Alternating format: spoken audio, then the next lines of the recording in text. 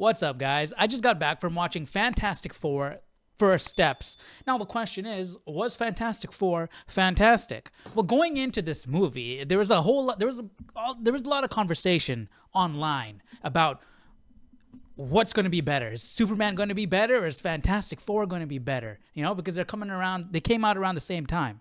Well, let me tell you. So I go into the theater, I sit down, the movie starts playing, and I like what I see. I'm liking what I'm seeing. So much so, in my head, I'm like, yeah, if this movie keeps going this way, it's going to be better than Superman. However, fortunately or unfortunately, whichever side of the aisle you're on, that was not the case.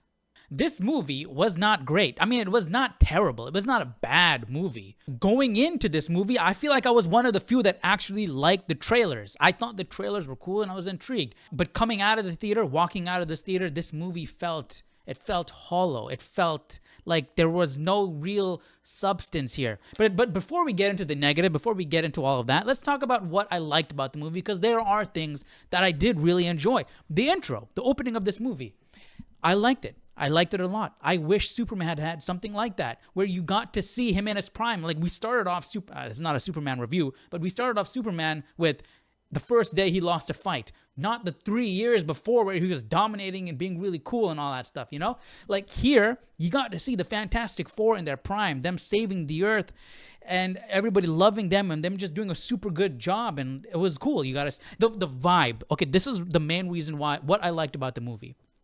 The aesthetic, the visuals, but not just the visuals, the overall tone of this movie. It felt like I'm watching the cartoon in live action. If you guys have ever been to Islands of Adventure and you go to the superhero area and you're walking through, you're going into that Doctor Doom ride, that fall ride, wherever, I forgot what it was called, right? Kind of like the Tower of Terror type of ride, but it's a Doctor Doom themed thing. And you're going through that, you're seeing the characters and everything. That's what this movie felt like.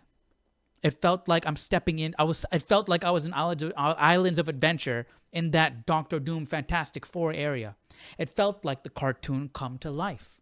And that's no small feat. That's clap-worthy. That's applause-worthy. I wish Superman was able to do that. See, the thing that Fantastic Four did extremely well is it embraced the camp. It embraced the comic bookiness of the Fantastic Four. At the same time, it took itself seriously. There were a lot of serious moments, and those serious moments were given time to breathe because the movie was taking itself seriously. The characters were taking each other seriously. Events that took place in the movie felt important. Conversations that took place in the movie felt important. It felt like they mattered. It didn't feel like Clark and Lois having a conversation while this glowing eyeball is floating around in the background with Guy Gardner whacking it with the bat. Yes, there were obviously MCU Marvel jokes in this movie, but it was nowhere near as much as past MCU movies, nowhere near as much as what Superman had, what James Gunn movies had. They didn't feel the need to throw in a joke every 5 seconds to kill the tension. Whoever wrote this movie had the confidence in their own writing to let those scenes stand on their own. They didn't feel the need to throw in one-liners and some random punchline or some random distraction to get some sort of reaction from the audience. But yeah, that's what I liked about this movie. I think they got the tone very well. It felt like the cartoon come to life, and that's perfect. Okay, now, I've got an issue with pretty much everything else. The characters were boring. They felt like they were lifeless. They were dull.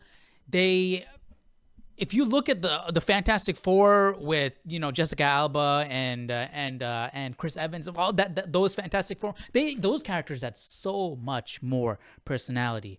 The characters here, everybody just felt so flat. There was no life. It was just, I don't know, man. It felt dull. And same goes for the story. The plot is lackluster. It is so uninspiring. Here, let me summarize it for you.